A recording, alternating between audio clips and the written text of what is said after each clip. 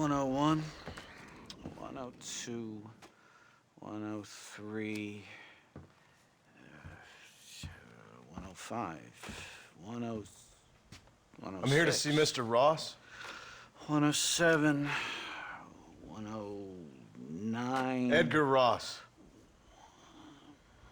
113.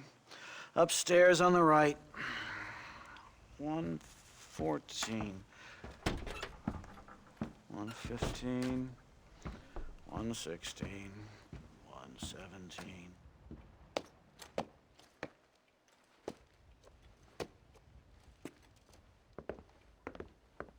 Mr. Marston, so glad to see you.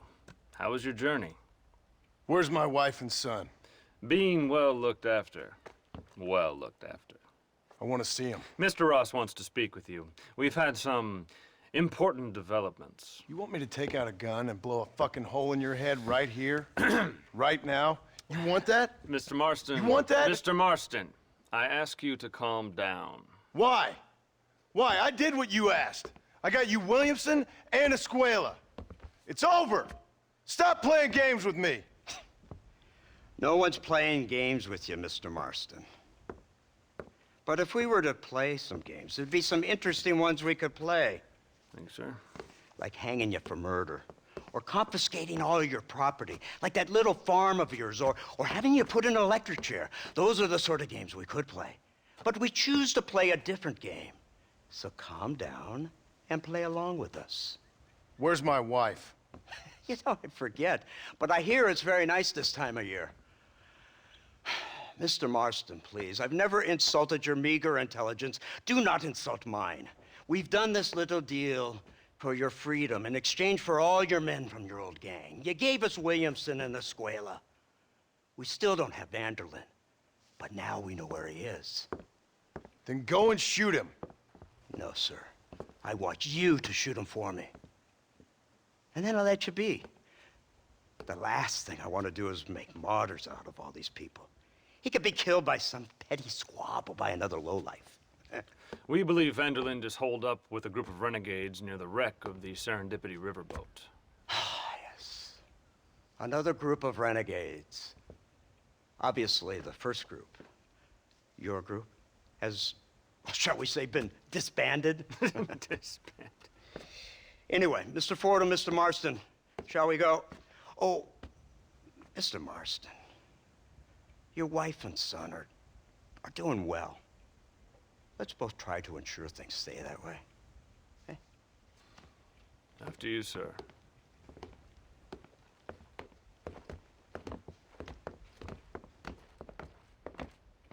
Oh, Mr. Marston, one more thing. This is for you. You're too kind. See, I have nothing but your best interest at heart. Let's hope it doesn't go off by mistake. 343. I have a patent for that, sir. This is an outrage. Ah, Mr. Marston. You're alive. Hello, Wes Dickens. Thought you were headed to Peking. So did I. So did I. A long story. But now it seems I'm being put under arrest and charged with narcotic possession or some other such nonsense. Ross, have him release this man. Why? Because he's a harmless old fraud, the kind of man that built this country. And because he helped me get Williamson. Did you hear that, officer? The man's a hero. Let him go. Come on, Marston. Moral degeneracy waits for no man. Let's hurry along. 344. 345. 347. 348. 3.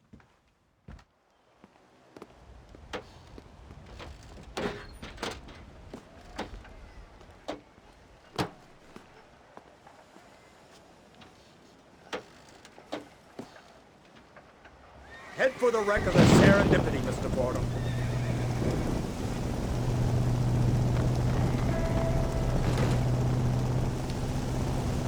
Isn't this something? Lawmakers and lawbreakers working together for the good of civilization. Like you always say, sir, the higher the stakes, the smarter you have to play the game. I can't imagine I ever said anything quite so trite. In any case, I'm not sure Mr. Marston would agree with us. Unfortunately, Mr. Marston isn't broad-minded enough to appreciate the unique opportunity we're offering him. Son of a You whore. best watch your damn mouth! And it's strange you should say that, Mr. Marston, because according to my files, you are the whore's son.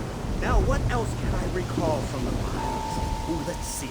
You killed hundreds of innocent people. You've robbed at least 40 banks that we're aware of. They told us there was a prize when you got to 50. I'm glad this is all such a joke to you. I want my family. And I'm sure all the men you murdered wanted their families too. Come now. You're stupid. But you're not that stupid. We both know how this has to be. And it could be all over today. As soon as we find Dutch van der Linde, you can go back home and play being a farmer again, or whatever else you've been pretending to do for the last few years. First it was Bill, now it's Dutch. After Dutch, it'll be somebody else. Where does it end? It ends when we say it ends. You're in no position to make demands. Life you live. You don't just walk away from that. Buy a few chickens and make it all disappear. You should be dead or rotting in a jail cell by now. We are giving you a chance at new life. A chance at redemption. You can't erase your past, Mr. Marston. But we can.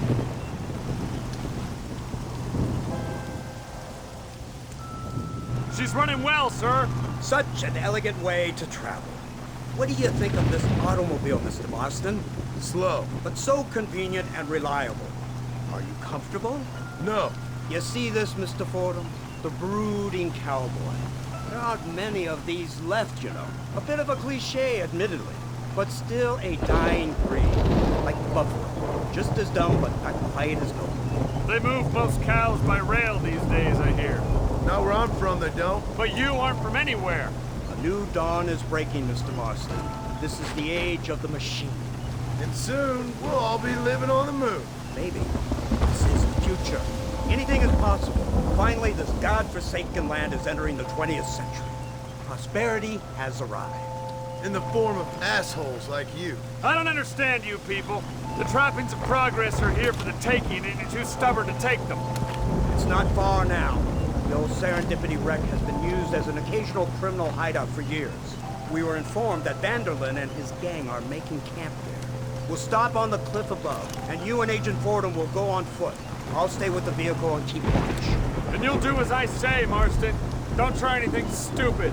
Oh, I think he knows what's at stake. Don't you, Mr. Marston? Let's find Dutch and finish this. Right, let's go, Mr. Marston.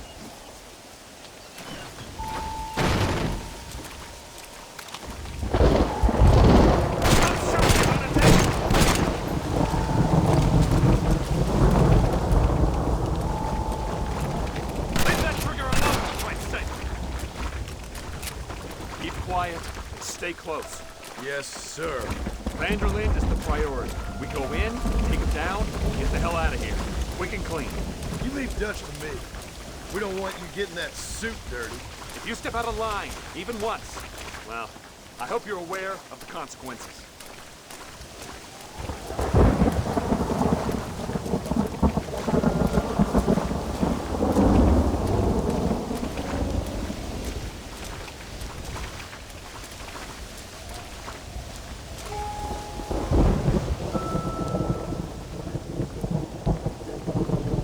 Seems real quiet, don't you think? You tell me. Maybe Dutch caught wind of things. That informant better not have been lying to us. Keep your eyes open. They are open. I don't see nothing. It doesn't feel right. This place is usually teeming with lowlifes.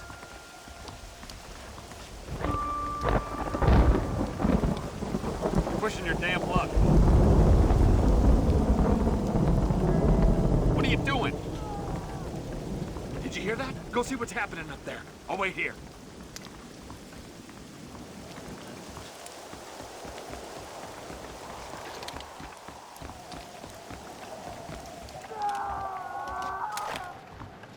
Come on, those screams are coming from somewhere.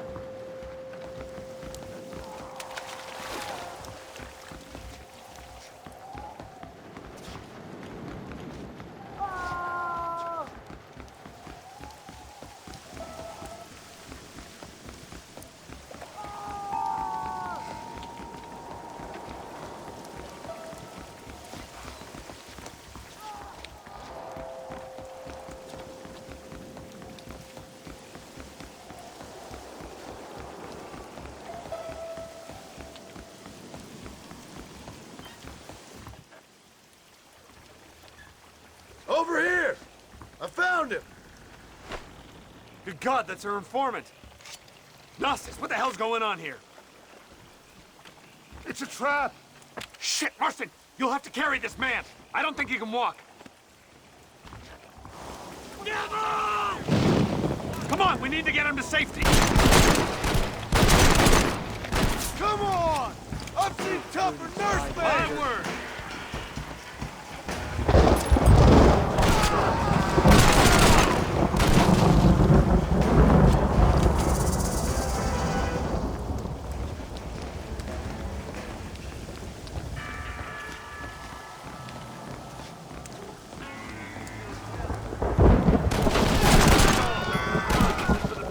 The army is on its way!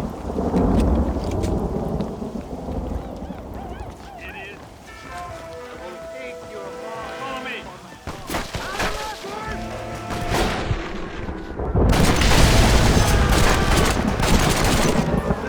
Don't look good.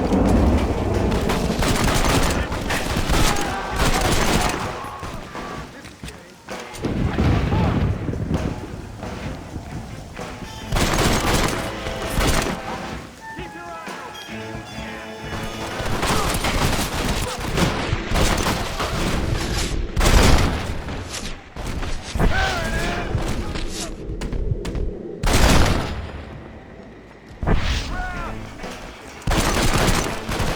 Just me and you, partner! Your fear makes you think like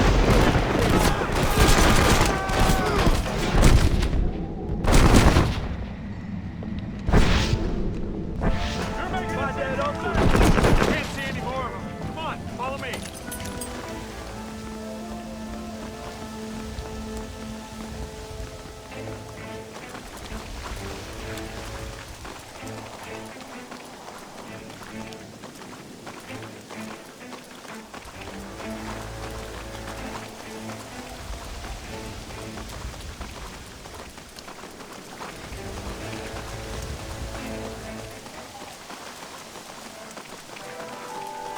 Who's this? What in God's name is going on?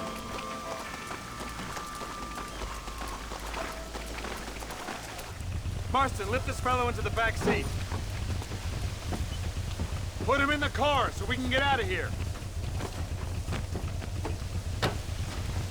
Let's go, there might be more of them.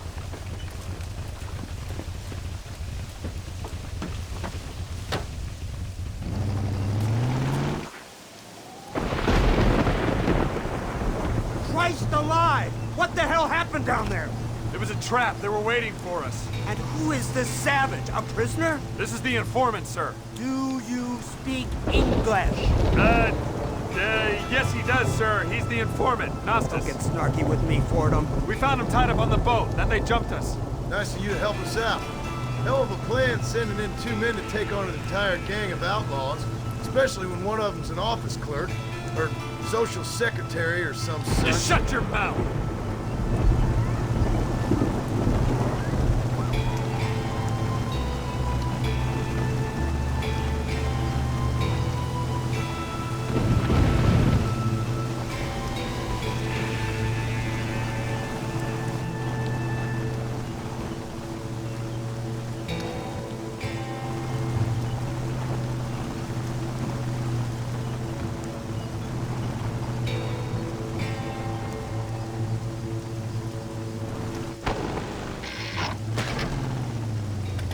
Come on, not now!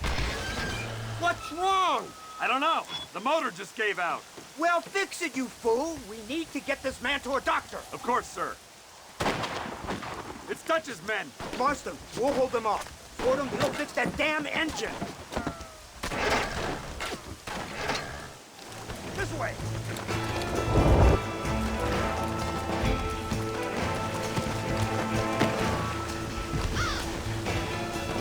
God damn it! That's enough!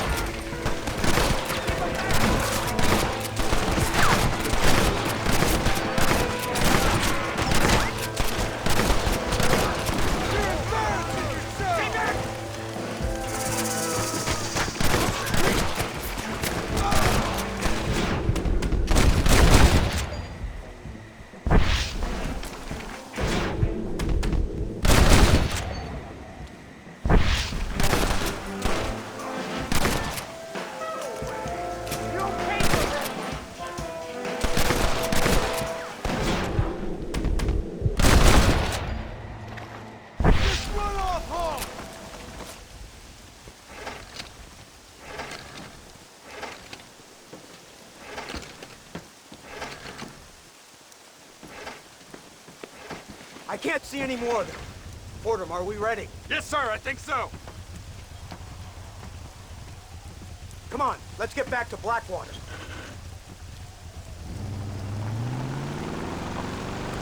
Damn, that was close. We're lucky to be alive. I'm beginning to see why Mr. Marston here has made it to such a ripe old age. You'll make me blush with all these kind words. So much for this automobile of yours. If this is the future, God help us all. It's not the automobile.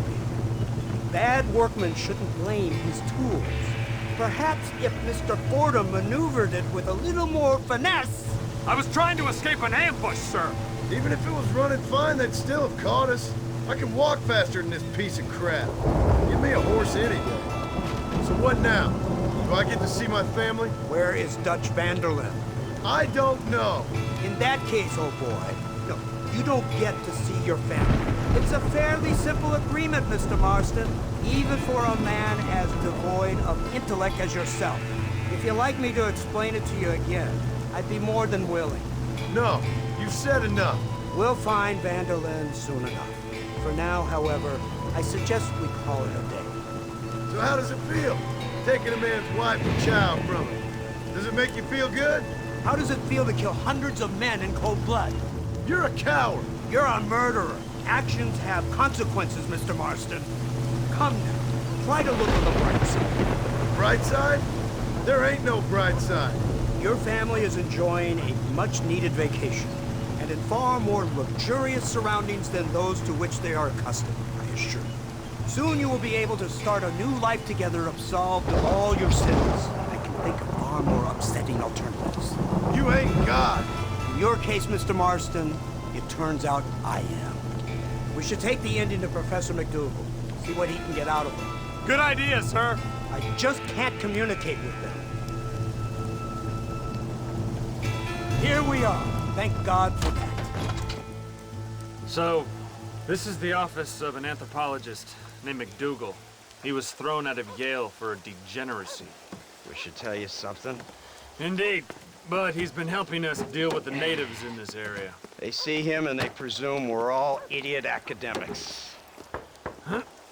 Give me a hand here, Marston. Ah, Mr. Ross. Mr. Fordham? Good day. Good day. What on earth's going on here?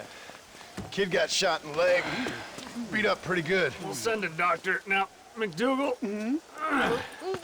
we need information from this fellow about Dutch Vanderlyn. Can you see what you can find out for us? Do my best, sir. Make sure you do. Professor McDougal has been a good friend of the U.S. government, Mr. Marston, just like you. Why don't you see if you can help him in his study of the native problem in this county? That's a good fellow.